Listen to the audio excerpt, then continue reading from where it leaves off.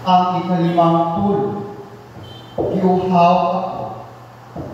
Juan Kapitulo 19, versikulo 22. Taliwala sa makalibisa nga pag-antos sa krus, usa kayan singgit midulot sa katuigan, giuhaw ako. Tiniguhaw ang mga pulo pagilitok sa anak sa Diyos. Dili lamang usa ka pisikal na pangamuyo alang sa tubig na makakupay sa iyang gibati. Kini usa ka labong nga testamento sa himpit nga pagkahuya. Usa ka labong nga pagpalayag sa gugma sa Dios nga nagdambigit sulod sa pag-antos sa tao. Ang pisikal na tunghaw ni Jesus naghimong gamhanan ni kapuras sa labong na espirituhan ng kauhaw ana sa matag kasing-kasing sa tao. Kita nakatawhan kanunay nangandoy alang sa koneksyon, alang sa kahulugan, alang sa halabong na pagpasabot sa mensahe ni ini nga pulo, alang sa atong kinabuhi. Ang kagustuhan natong mga tao nga makabati o katagbawan na nakabase sa atong kaugalingong kagustuhan. Kaugalingong pagsabot sa pulo na atong nadunggan. Ang iyang kauhaw nagpakita sa atong kaugalingong pamandol alang sa mga butang nga labaw pa.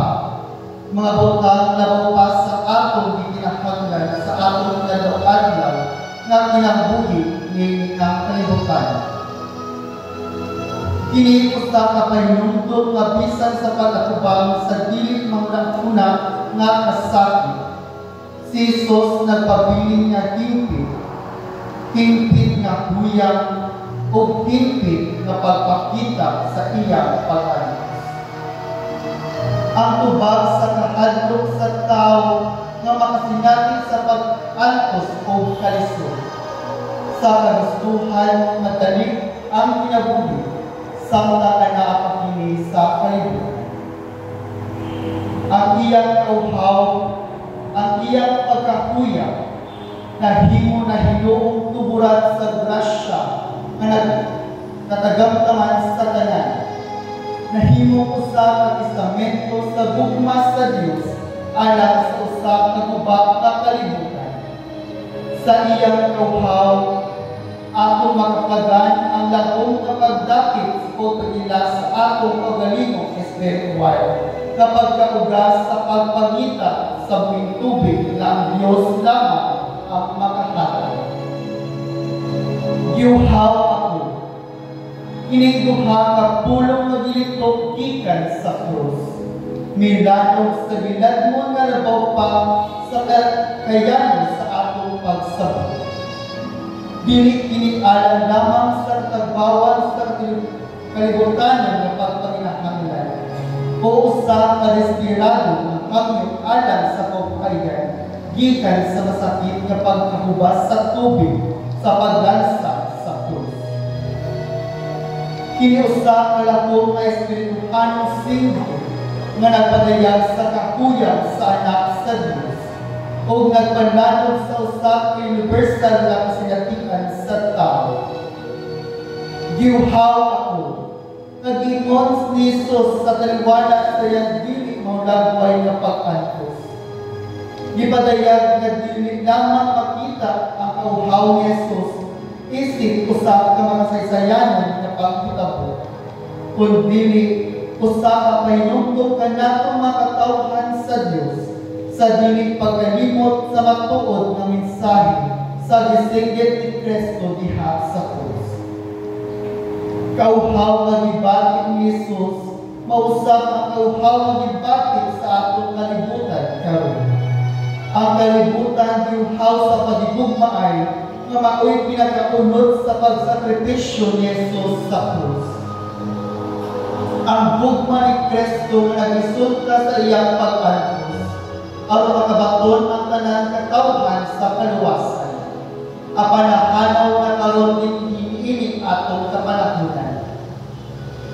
imbis pagigugma ay nahimo pagginungtanay. Walay pagpinasayuay, walay pagpinaubsanay, kompetasyon o nilumbaan, garbo ang mas kipatunhay.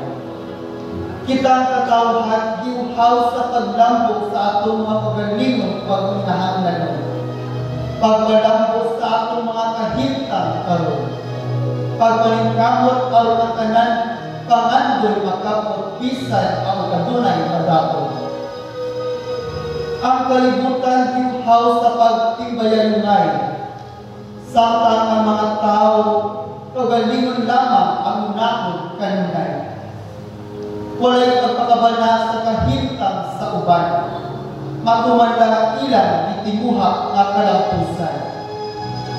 Sakit pamalandungon ang mga nangitabo karon. Ang gubot tali sa mga magsuol, kagubot nga nagmugna sa kasuko o pagdungo. Nga nagresulta sa pagbulag-bulag sa mga banay, anak tali sa ginikanan, banat tali sa asawa, guba ang relasyon tali sa silingan o mga kauban. Giuhaw kita sa kasulbaran ni anang tanan. Giuhaw si Kristo tungod sa atong mga dili maayo ginuhatan.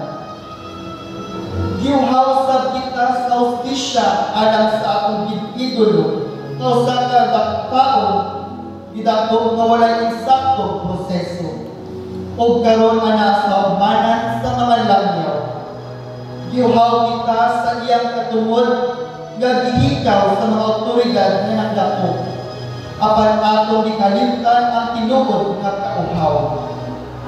Wala kita makadungog sa kauhaw nga gibati sa tinuod nga naa sa kalisod nga kahimta.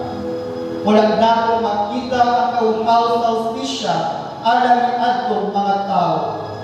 Inosente man o sadhan.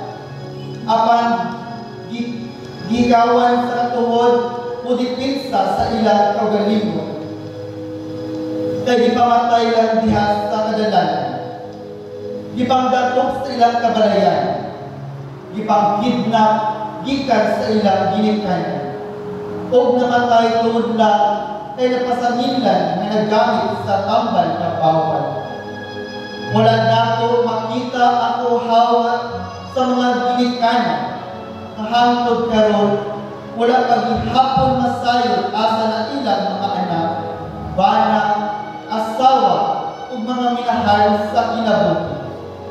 Nga hangtod karon wala paghihapon makita. Gera kontra sa bibiligal droga. Nadamay pati ang mga bata na walay alamang sa kalibutan. Mga kabataan na dili satan o inosente mga katawhan. Tinuod na kauhaw na mawalan nato mapaminaw. Giuhaw kita sa kasulbaran sa suliran sa duha ka pamilya nga naghawid sa duha ka dagkong posisyon sa politika. Midapig ngayon kita sa base sa color asol o pula. Apan wala kita makakita sa tinuod na kauhaw sa mga pamilya nga hangtod karon naglisod paghihapon tungod sa ilang kapobrehon. Tungod kay wala na pondo sa ilang gilauman nga makatabang sa ilang kahimtang panahon nga sila mapadulong sa balayotang balanan. Wala nato mabati ang kauhaw sa mga mag-umani kasura nga kada adlaw na trabaho sa kaumahan, gatiman sa kahumayan, apan human sa anihan, kumprahon o 15 ang kilo sa mga negosyante o adunahan. O gibaligya sa merkado matag 60 ang kilo nga dili kaya paliton sa mga mag-uma kay dili sila mga adunahan. Kauhaw na sila ang nagtanong, apan dili nila kaya paliton ang ilang tiaguan. Kauhaw na sila nagtanong, apan kagutom ang ilang kabataan. Giuhaw kita sa kasuko sa mga Pilipino na nagranit sa kadalanan. nga nagsindit o gigamit ang ilang pingo aron ang tinuod nga kalisod sa kahimtang sa katawhan madunggan. Apan wala kita maminaw sa tinuod nga kauhaw sa mga tao na naa sa ubos sa katilipan.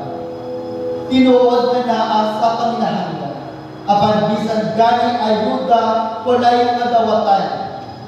Kay mga tambay o mga haduol ras ilan sa anaas sa katungdanan ang makadawat sa hinabang na alang sa mga kabos o gubos na mga katawhan.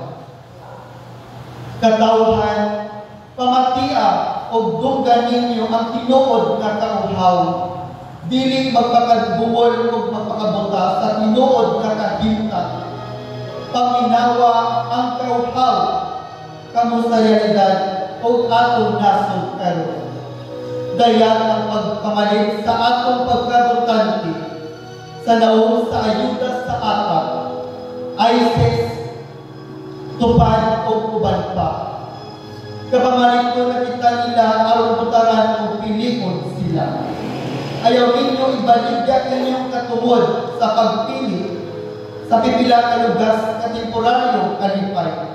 Pipila ka lugas na temporaryo kwarta o bugas na duha ka kinora. Ibay ko sa tulong o unong katuig na kaguto o kauhaw sa na ato matagamtaman o makalingkod na sila. Mas pilion nato sa maabot na eleksyon ang mas dako ang hatag na ilalim. Apan kumudaog dili nato madulan. Ang kauhaw na dibat ni Kristo alam na nato kanang mga katawhan na makabati kita sa tinuod na kahimtang sa katilipan. Giuhaw si Kristo sa atong tinuod na pagpakabanag sa mga katawhan na dili na manginahanglan. Giuhaw si Kristo sa kauhaw na dibati sa mga kabos dinagmanan o mga naas sa ubos sa katilipan.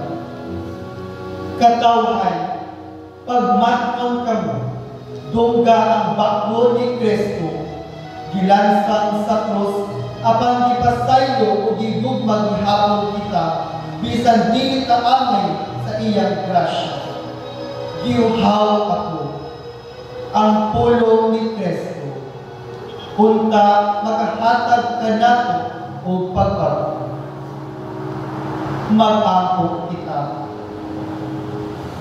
O Diyos, imong gibukan ang imong gahom sa kamatayon ug sala, sa kamapayusanon, nag-aampo kami kanino, nga kami untak hatagan mo sa mga dasig ug giya sa pagsaguba, sa mga kalisdanan nga among nasinati, samtang kami nagsubay sa imong yadta.